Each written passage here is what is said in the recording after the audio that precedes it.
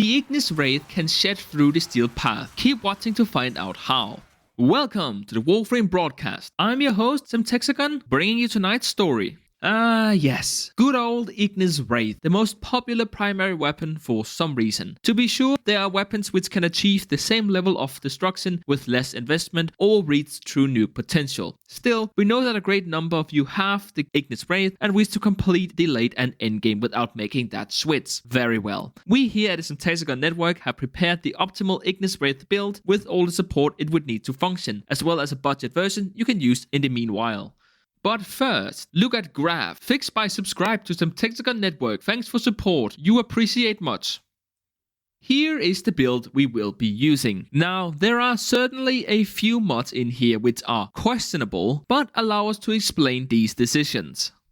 Firstly, we're using primary Deadhead instead of primary Merciless because of the width of the beam of the Ignis, making it rather easy to get headshots which will be empowered by this arcane. This is also why we are using Galvanized Scope. And yes, you will absolutely need to run all three galvanized mods. We are essentially attempting to bring a mid-game weapon into the endgame. Everything counts, except for primed Shred, which turns out to be a small improvement over normal Shred. Speaking of, you would think that the giant flamethrower would have some innate punch through, but no. Shred offers too much needed stats and are therefore absolutely mandatory. We will bring our 7 prime build with one additional Crimson Shard for that 94% slow, otherwise it is the same as before, check it in the end cards.